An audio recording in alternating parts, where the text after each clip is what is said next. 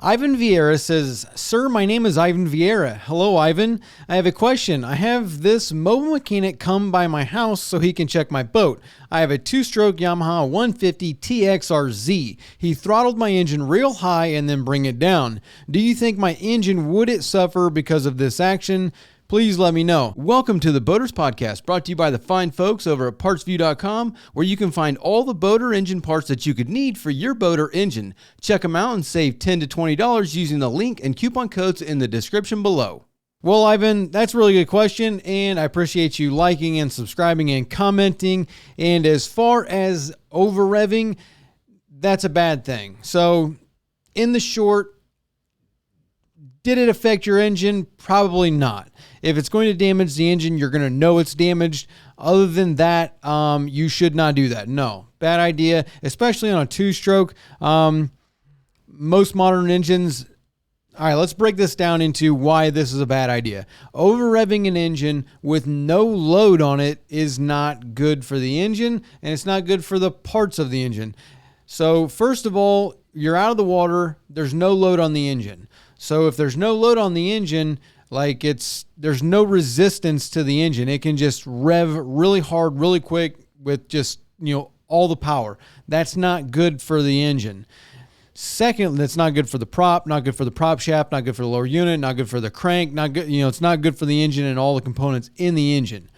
Second thing is you're probably on the muffs. On the muffs, now all of a sudden, all that water that's right there coming out of a hose, most likely you're going to suck most of it out, and you could mess up the impeller. Not as likely, but you're definitely wearing out your impeller because it's not getting proper water to it. Secondly, with a two-stroke, it's even worse with a two-stroke than it is a four-stroke, because most four-strokes, they all have a over-rev for this exact reason. It's bad for the engine, and because there's no load on it. Now, on a four-stroke, most of them, even a lot of two-strokes also, if you're in neutral and you try and rev it real high, it cuts out the RPM. It hits a rev limiter at like 2,000 RPM, depending on the manufacturer, and it doesn't allow you to do it. Now, if you put the boat into gear, then it will allow you to rev that thing up all the way up. But again, now you've got this prop with no resistance to it spinning that high. It is not good for the lower unit. It is not good for the engine. On a two-stroke even, it's going to be extremely rare that this would happen. But on a two-stroke with no resistance and revving it up like that, it could also have, it's basically thermal runaway, just like on a diesel. A diesel, if you've ever seen a runaway diesel, it will just rev up real high until it just blows itself up. It's super rare for that to happen on a gasoline engine, but on a two-stroke, it can happen. Really high, really quick, with no resistance on the propeller, no load on the engine, basically. It could eventually run away. It could happen. Now, also, the oiling system and the lubrication and everything like that, if you just start the engine up on the muffs and then just instantly rev that thing up real high, you could, with the lack of lubrication and a cold engine, you could stick a ring, you could lock the engine up and throw a rod out the block. Like, you could blow the engine up that way too, just because of lack of lubrication. So there's a lot of things that make this a bad idea. And not to mention, again, a prop with no resistance on it, like, you're just asking to hurt somebody. Not a good idea. Did it hurt your engine? Probably not. A lot of problems are like, even, say a Johnson or an Evinrude or some other two-strokes, mainly Johnson Evinrudes, a lot of them have trouble starting, and their cold starts, you have to open up the throttles to get them to start. So if you're out of the water and you have to open it up to halfway throttle, as soon as you light that thing up, they rev up real high real quick. So that does happen. As long as you've got water on there, most of the times, 9 out of 10, nothing happens. But it's one of those things where it's like, why risk it? When you think about the prop also, and the weight of a prop, especially like a stainless steel prop, that thing's spinning with no pressure on it. If you've ever seen a propeller, like a a boat throw a prop blade? Most of the time when a prop gets thrown, like if a blade, when I say that, what I'm saying is that you've got a propeller and there's blades on the propeller, 3, 4, whatever it may be. That propeller, if it throws, the entire blade comes off or half of the blade comes off, they call that throwing a blade. Usually that is because of loading and unloading the propeller. Loading is basically your boat in the water. So when your boat is in the water and your engine is pushing it with the propeller through the water, you've got the weight of your boat. Let's say you've got a 5,000, 10,000 pound boat, then the 300, 400, 150, whatever your outboard is, has that many horsepower, and then the propeller. That engine is giving all its power to the propeller. The propeller is pushing all that weight through the water. When you get up on plane and you're, going through the water, you can reach the top of waves where that prop can come out of the water. So now you've got the weight of this boat, let's say it's 10,000 pounds, and you got a 350 horsepower engine spinning that propeller with the weight of it, pushing all that weight, and you come out of the water, instantly there is no load on that propeller. So when there's no load on that propeller, there's no load on that engine, all that horsepower is going to be going straight to that prop, and it's going to spin, it's going to over rev basically because there's no load. It's just free to just crank up. As soon as you come back in the water and that propeller hits the water, that's usually when it throws the blade because of the force of the weight of the boat hitting the water like a wall. It just, boom, it can snap the blade off of the propeller. And you think about that same concept. Now think about, you're out of the water, you have no load on it, and there's that prop that weighs, let's say 20 pounds for a stainless steel propeller, based on what it is. Could be less, could be more. But that thing is spinning, and you crank that thing up to 4,000, 5,000 RPM, because most of them have a rev protector on them where if you're in idle, it won't let you rev up past certain RPM. You put it in gear, it'll let you go all the way up. Now you've got this 20-pound prop, whatever it is, spinning at 5,000 RPM with no resistance on it. That's not good. So you shouldn't do it. It's bad for the engine. It's bad for your maintenance, your impeller, all that stuff.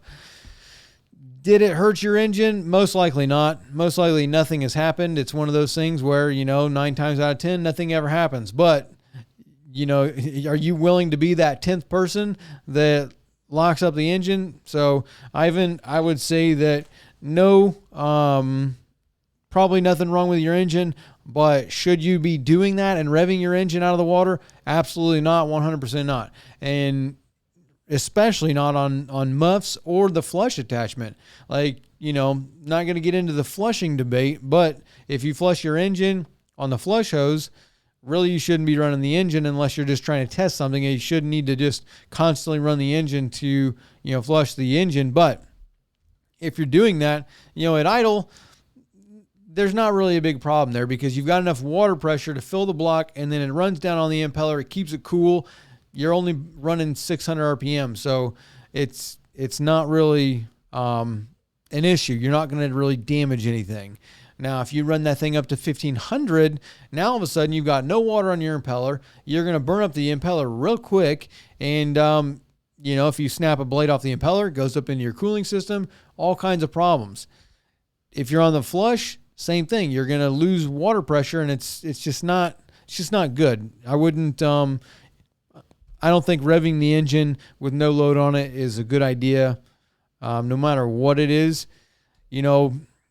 If you're testing something, you can run it up 1,500 RPM, a little bit of a throttle, like, you can run it up, but there's no need to run it up to wide open throttle or anything like that. So that's my opinion on it and kind of the reason why I think that. Harrison Covington, for the fuel filter cup, is it okay to have air in the cup, or would that indicate an air leak in the fuel system? Talking about a Yamaha, on the fuel filter on the engine, there's a little cup, and there's you can see it go up and down. A lot of times there is a little bit of air in the top of that cup. So mostly, no, there's not a problem with a little bit of air up in there.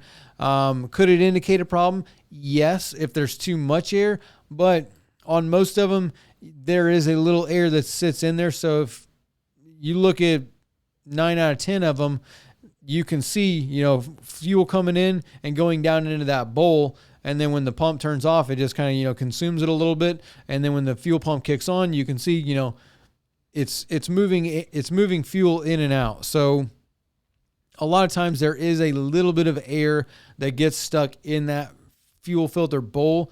Not a problem. Usually does not indicate an air leak.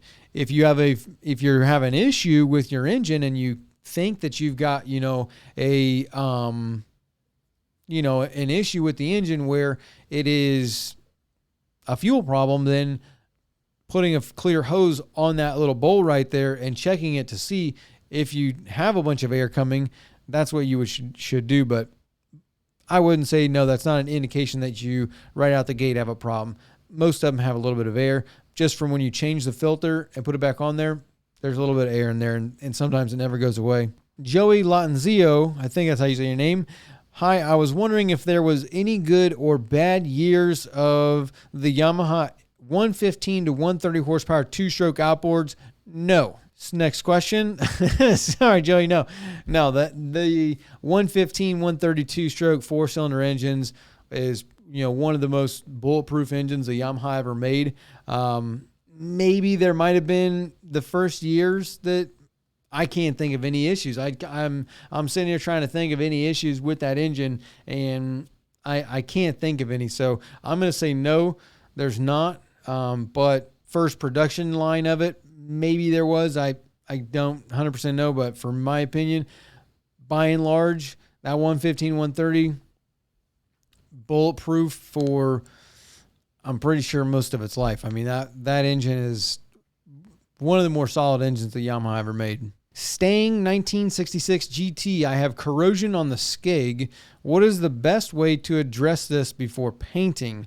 So if you're just painting your skeg and you have a little bit of corrosion, you need to sand it down and then, treat it. So sanding it down and then getting something like a goof off, a rid lime, muriatic acid, something that is going to eat, that corrosion off of there and get you down to the bare metal to where, you don't have any more corrosion on there.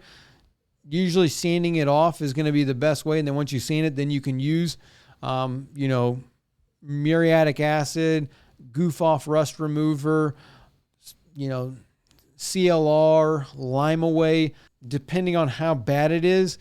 Most of those chemicals are going to get all of that off. And if there is an issue, rid lime, you could just take a bucket of rid lime and stick it up in there in the solution and let it sit, over 4 hours, whatever it may be, for a period of time.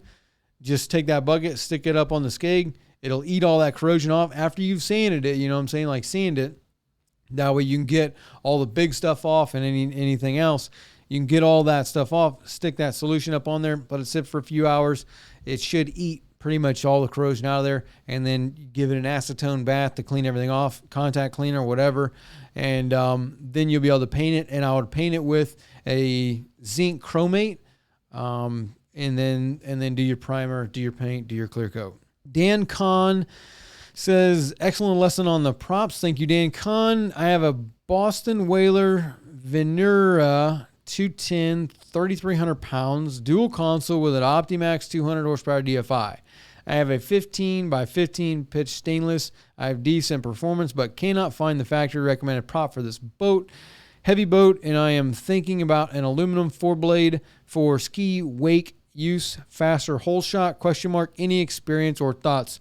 Well, the 4-blade aluminum is, I don't know, you didn't say if the 15 by 15 was a 3-blade or a 4-blade. The 4-blade is going to give you more hole shot, but you get flex with aluminum. So if you go to aluminum, you're going to get flex, which isn't going to be as efficient as a stainless. As far as, pulling somebody on a wake and ski board, yeah, you normally you're going to want a 4-blade because you are trying to run lower speeds, and you're going to want to make a bigger wake, and you want a better hole shot because you need to pop up on plane, get the person up on water. So Yeah, you need something a little bit more aggressive. What that prop is, I don't know. If you got a 15 by 15, most likely that's what's supposed to be on there from the factory. But like we went through the video with the prop video, like it's a process of like here's what it is.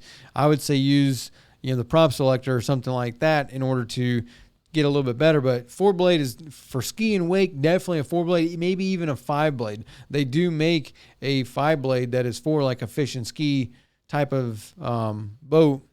So you might even want something like that. Just, if we're talking about trying to get a wakeboarder or a skier up or a tuber up and you're trying to pull them around, that 5-blade might be more what you're looking for. Just kind of depends on, I'm not on the boat and I don't know all the information, but that's what I would do. Christopher Williams, what's your opinion on reliability, 2-stroke versus 4-stroke, with the exception being the crappy E-Tech G2s? I always argue that the 2-stroke is more reliable, much less moving parts, no valves or timing components that can fail. Plain simplicity. My 1999 Mercury 40, which I never winterized, ran ethanol fuel due to availability, premixed with a surplus of Mag 1 brand oil I had. The guy I sold it to in 2015 is still running it hard to this day with that same surplus of 20-year-old 2-stroke oil. I just don't see a 4-stroke taking the same abuse while still running strong. Christopher Williams is amazing. He sent me all kinds of stuff. He gave me like cutting oil and all kinds of like Evinrude grease and stuff. So Chris, thank you again for all the stuff. Now, as far as reliability on the 2-stroke versus 4-stroke, it kind of, in the lower horsepower, I'm going to say you could even kind of break it down like that. Yeah, there are certain years, certain engines, HPDIs, certain horsepowers, certain years, certain Optimaxes, 97 to 01, you're talking the OptiPops. It might even been more like 97 to 99, but real early first model fix, very unreliable engines. Forces, very unreliable engines.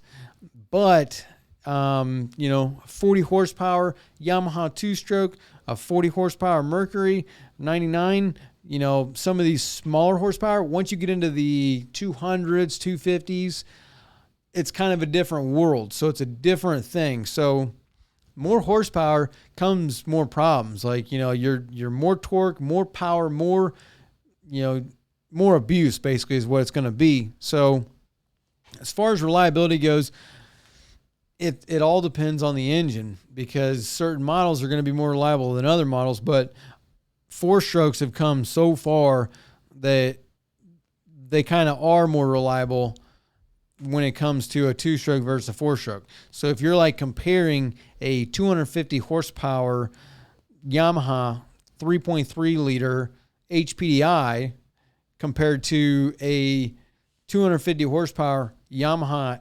F250 4.2 liter, like that 4.2 is going to make 2,000 more hours than that HPDI is. And it's just that platform is so well designed. Not talking about cost and maintenance and all the other stuff. And yeah, on a small, 2-strokes, more simplicity, a lot easier, a lot less can go wrong. But at the same time, if we're talking about a 40 horse and a 40 horse, an F40 Yamaha and, a 40 horsepower 2-stroke 99 running on a premix, like they're both going to be super reliable. They're going to last probably the same amount of time. Will the 4-stroke end up costing you more money in the long run? Yes, it will. As far as maintenance goes. Now, as far as fuel consumption, though, over the long run of the 2-stroke and the 4-stroke, the 2-stroke, based on how much time you put on it, how much you're costing in fuel burn compared to the 4-stroke, does it even out? Possibly. Reliability-wise, smaller engines, I don't think that I would say that one is more reliable than the other, because you've got to throw in the exceptions of the different models that had specific problems compared to other models. Like, your 40 Mercury, like you're not going to, you ain't gonna have no problems with that thing. It's a small engine doing a small job that's not, taking a lot of abuse. It's getting plenty of oil and drinking fuel. So, yeah, I would say hard to compare. You really can't compare a 2-stroke versus a 4-stroke because you have to compare a model to a model. There is no way of it's a platform that has a ton of different variables. It's like getting in the discussion of an Android phone versus an iPhone. They're two different platforms with a bunch of different models. Same thing. A 4-stroke is a platform. A 2-stroke is a platform. There's bad 2-strokes. There's bad 4-strokes. If we compare, the unreliable and bad models of each, then, that could be something better than just the platform versus the platform. In some instances, the simplicity of the 4-stroke or the 2-stroke is going to be more reliable than the 4-stroke. But at the same time, in certain instances, the reliability and the fuel consumption and the runnability of the 4-stroke is going to be better than the 2-stroke. Long-winded answer there. Maverick Mazinko says, I have a 1999 Evinrude 50 horsepower 4-stroke made by Suzuki. Yep. And the overheat alarm goes off only when I'm about to put the boat on the trailer. Sometimes after a long run and sometimes not. It seems to be pumping water most, if not all the time. New impeller, new water tube grommet, and water pump gasket. I put a hose to the water tube, and it has great pressure all the way to the thermostat, so I don't think there's a blockage anywhere. It is very weird that it's only at low idle and neutral. About to put it on the trailer. Any advice would be appreciated. Get a heat gun. That's what I would do. I would get it, go to Walgreens, Home Depot, wherever, get yourself a cheap heat gun that you can, infrared heat gun, and when you go to put it on the trailer, if that alarm goes off and it says it's overheating, pull the cowling and shoot it. See what temperature the engine is actually running at. That would be my first thing that I would do. And then also, since it's sporadic, you might not even be overheating. You could have a temp sensor that's going bad, or is a bad connection, and whatever reason it's messing up. So I would shoot it and make sure it's really overheating. That's kind of the first thing you want to do whenever you are dealing with overheats is, make sure that you actually do have an overheat problem. And then also, where is it? Because like on a 50, I'm not sure if I think that is a 3-cylinder, but I'm not 100%. But, with the temp, you can shoot top, middle, bottom, and you can kind of see, my head's hot, the bottom of the block is hot, the top is hot near the heat sensor, something like that. And that, if you can see an actual heat spot somewhere on the engine, now you got something to go off of. Because if you do have a blockage, the telltale is not going to give you any indication of whether or not you really have a blockage internally on the engine. Like if you've got a blockage of sand, corrosion, shells, mud, whatever. If you've got a blockage somewhere in the head, in one of the passages, the telltale runs off of the water jacket and then just goes straight to the side. That water jacket's always full of water. So you might never know that you have a blockage inside the head unless you shoot it with a heat gun. And you'll be able to see one spot that might be a lot hotter than any of the other spots. And that's because one little passage somewhere might have whatever it may be, mud, whatever it could be. So you're going to have a heat gun and you don't have to have an expensive one. Just go on Amazon and look up infrared heat gun, like a temperature checker, even a thermometer. I mean, that they got the thermometers now. You shoot people in the forehead and it tells you the temperature. Like that's all you need because you're looking for, you're only in 150 probably degree range. If it's overheating now, you might be seeing 180, something like that. So, most of the thermometer is going to give you that temperature.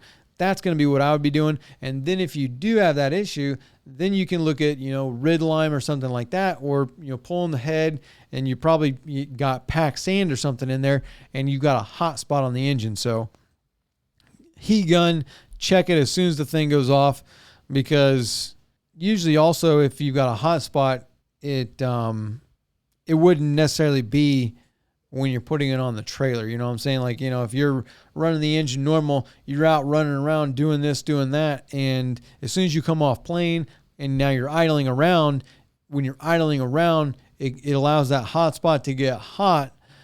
Because at speed, your thermostat's open, you got a lot of water flow going, so the surrounding water flow around the hot spot is going to be able to keep it cool, but then whenever you're at idle, you're moving a lot less water, which is going to allow a hot spot to get hotter.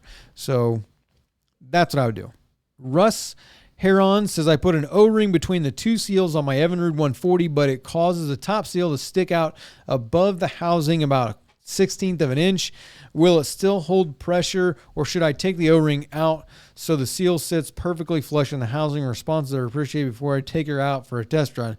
Probably a little bit late on this one, Russ, but we're talking about sealing a prop shaft seal, or any seal really. One of the tricks that you can do, it all depends on the model that you have and whether or not this will work. But a lot of times on prop shaft seals, drive shaft seals, different models, you've got a seal here and you've got a seal here. Sometimes you might get a scratch or something might eat into it. So let's say this outside seal with the lips out, meaning a seal is like this with lips on the outside, and there's a spring that goes around the top of it that keeps these two in, which is what seals. If your lips are out, they're exposed. And, if you say you wrap fishing line or something like that around the prop and you don't catch it for a long time, you can wear a mark in the propeller to where this seal never doesn't do anything anymore.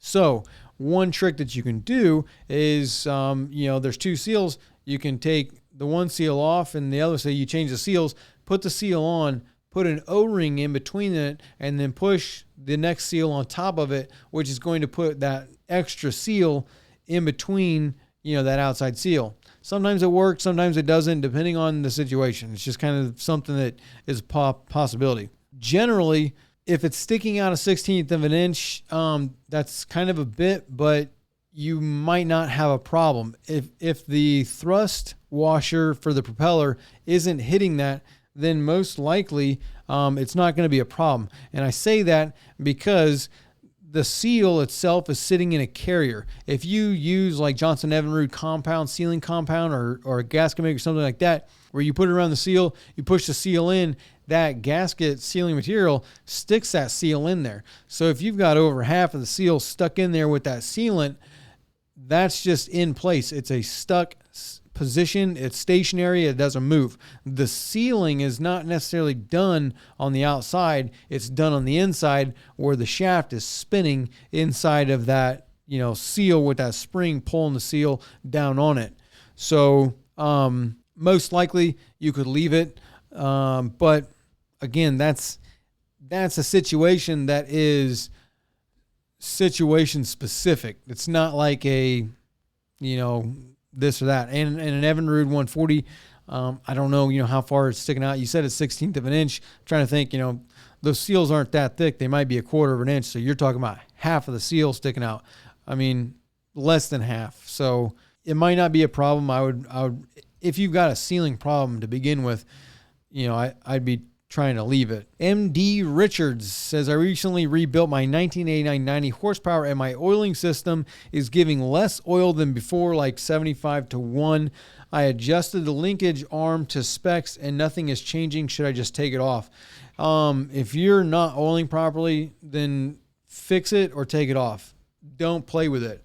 If you've got an 89 that isn't oiling properly, I'm not sure exactly what the ratio is supposed to be, but if it's not oiling enough, get rid of it and premix it or fix it.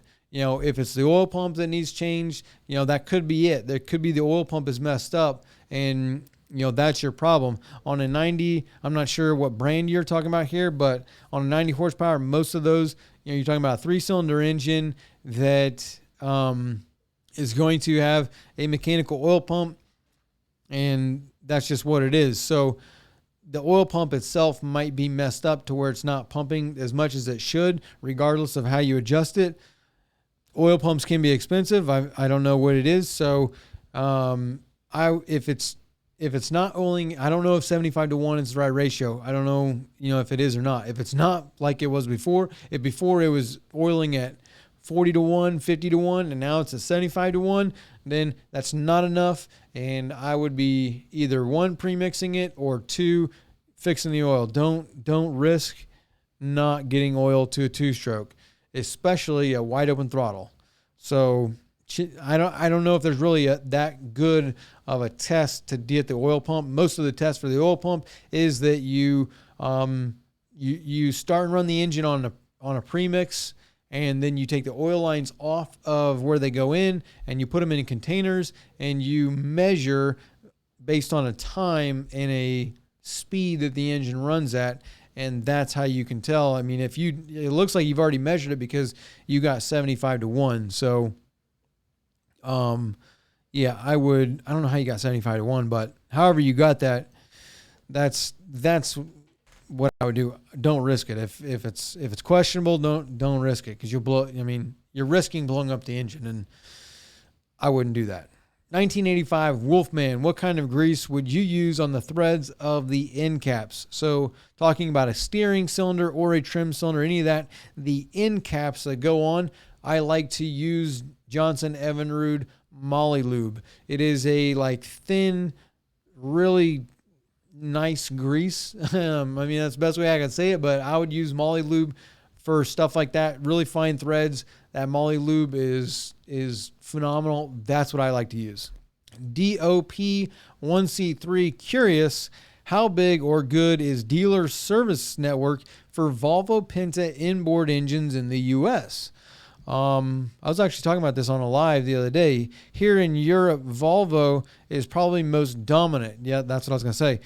Brand, or at least most new models of boats come with Volvo Penta or Yanmar. Yanmar might be more popular in low power uses for inland cruising under 100 horsepower. So I don't really have a whole lot of experience with this.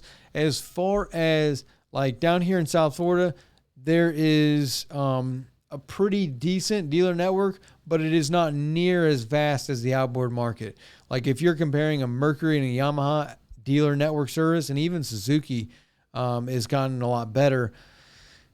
Where Volvo stands on that, it's not as great. They might be a little bit better up north in certain areas, because you're going to see a lot more Volvos, at least in some of the smaller lake boats that use, bow riders with that. But it's going to be a lot less than it is in Europe. I was just talking about this the other day, and in Europe, I think it's got to do with just the colder climate and the more northern and the way the boats are used, that there's a lot more inboards in Europe in that area than there are in the U.S. In the U.S., like South Florida, this is outboard territory. Unless you're running a big boat, like a yacht or something that is a big cruiser, there's outboards on everything. There ain't no inboards. If you got, a 28 or 35 foot boat with twin 450s or, 454s or any of that stuff, if you got an inboard, it's very, very rare. If you got a sport fish, they got diesels. So, other than that, it's outboards over here. It's just outboards have taken over the market, and they have for a long time. So I really couldn't tell how good the Volvo market is. I think it's expanding. Volvo has definitely been putting a lot of effort into their marine division, and the way they see the way things are going to go. I think they're heavier into trying to get into electric and diesel and hybrids, but it's not going to be near as good as it is in Europe here in the U.S. But I don't think, Volvo is one of the top. You got Volvo and PCM and Mercruisers, I guess you could say, but those are most of your inboard stuff. And again, I don't have a very vast knowledge of inboard stuff, because I live in outboard land, so I don't really have a good answer on that one. GRG says, worried about exposing a hole. Is there anywhere on the block that could have a hole that you would not be able to see by taking head and all covers off? Talking about running rid lime into an engine and cleaning out the cool system and exposing a hole, like if you got, a hole in your block or in your cooling system, something like that. At the bottom of the power head's probably the only one that I would be looking and possibly concerned about. Just depending on the engine that you've got, the exhaust down at the bottom where it dumps it out, like on a 2002 to 2004, the Yamaha 3.3 liters that had the midsection corrosion issues. On those, I'm using it as an example just to kind of, relate to why the bottom of the power head, that corrosion would creep up because that's where the exhaust is and all the water is getting dumped out that exhaust. There is heat and there is water there. So you've got exhaust with the water going out there. So the more prominent area to have a corrosion issue is going to be there, whereas the rest of it is going to be full of water. Like, your thermostats and the water jackets, and that most of those areas are completely full of water. So it's more an area where you've got air and water that you're going to see more corrosion. So at the bottom of the power head where the exhaust goes out, that would be one thing that I would be, concerned about exposing a hole, if that be possible. And then somewhere around the thermostat housing. That's generally, I don't know what engine you have is kind of the downside, but like on Yamahas, on the old 2-strokes, just like we did with the 90, on the top of the thermostat housing, that's where there was a hole. Again, because that's the most likely spot where you're going to have air and water. It's just kind of where it's at. So that's where I would, if you're concerned about it, I would also kind of be looking at, what's it look like? If you pull the head or the water plate jacket, which I probably wouldn't pull the water plate jacket unless you absolutely have to, but you didn't tell me any year or anything like that. But based on what the engine looks like on the inside, it'd be kind of like, you can get a good guesstimate of what it's going to look like. Keith Rickerson says, before I unscrew all the bolts to my lower unit, do I put the engine in forward, reverse, or neutral? I have a 1998 115 horsepower Mercury 2-stroke. Your videos were actually recommended while I was taking an outboard class up here in Massachusetts. Well, Keith, that's awesome. I'm glad that the videos are helpful. That's exactly what we're trying to do, is be more helpful. That's actually kind of why, like this month, we're actually, I don't know when this podcast will come out, but I'm completely reworking our Boaters program, where pretty much every video that I've made in the past 7 years of making videos are now going to be in there. So we're going to have this massive, searchable, scannable library of all my content. So joining the program is going to be huge benefit to anybody that wants to learn about boats or engines. So I'm glad that they're helpful. That's why we make them, to try and be as helpful as we can. Keep people on the water, keep your engines running, do the best we can to help you out. As far as dropping that lower unit, put it in neutral. I mean, that's pretty much it. Put it in neutral and drop the lower unit. You don't really need to go in a forward or reverse. I know certain people like to do that, but neutral's easy. Anthony says, Aaron, on that 2-stroke 90, can you do an idle air fuel mixture screw dial in so I can dial mine in? It's a pain. 1.5 out is spec, but it's still rich. So, Anthony, it's pretty much just, you kind of need to put a timing light on it, or it's kind of by hearing and feeling and watching the engine. As things wear out, as things get older, carburetors, 1.5 is like a starting point, but then you kind of need to, there's different ways with a vacuum mate or with, a timing light. It's kind of like you dial it in. It's more like a dialing in process. So whether or not I have to do it on this 90, I don't know if I will or not.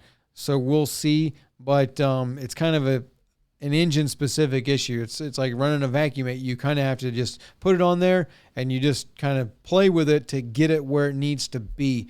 There is, that 1.5, yeah, that's the factory spec, but we're talking about 20-year-old carburetors. So, a 20-year-old carburetor isn't going to have the same rigidity or strictness to it as, something that's brand new. So your reeds are getting, reeds, like there's just a lot going on to it. So it's kind of a feel and a hear type thing. Coolong says, I have been running my 18-foot Zodiac with 90 horsepower offshore, trim up or not, plain or not. There are no differences aside from handling.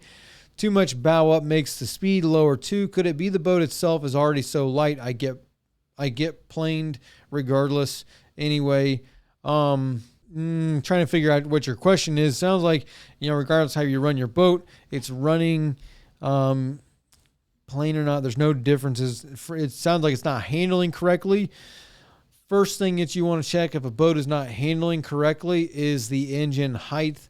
So, you need to make sure that the engine height is right. And then also looking at the bottom of the hull, make sure there is no hook in the hull.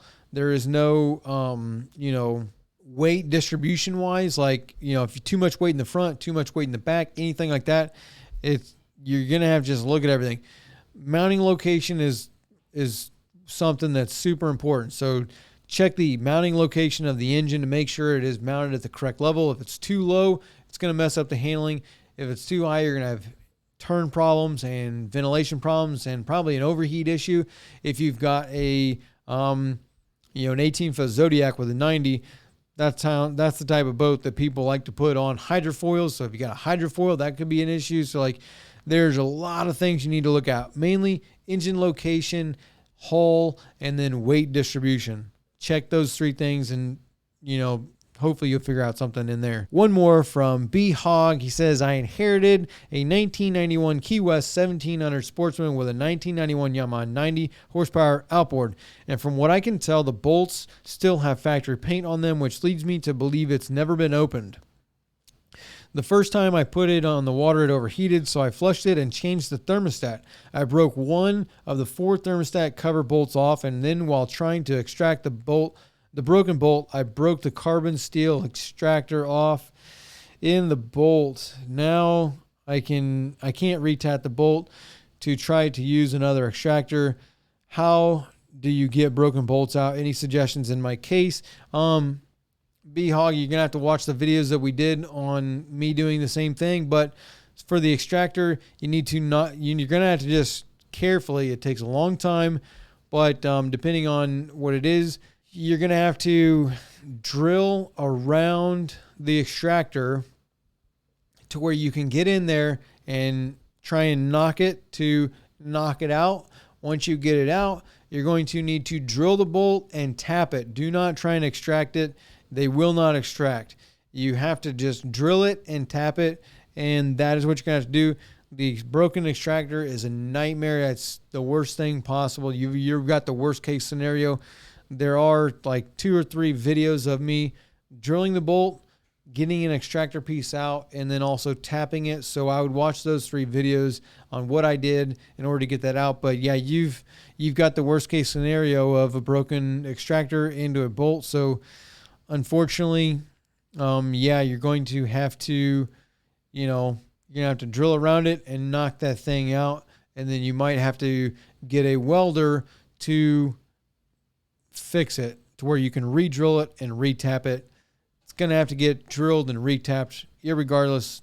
Hopefully you don't have to get a welder involved, but you might. So best I can give you. Sorry for the unfortunate event.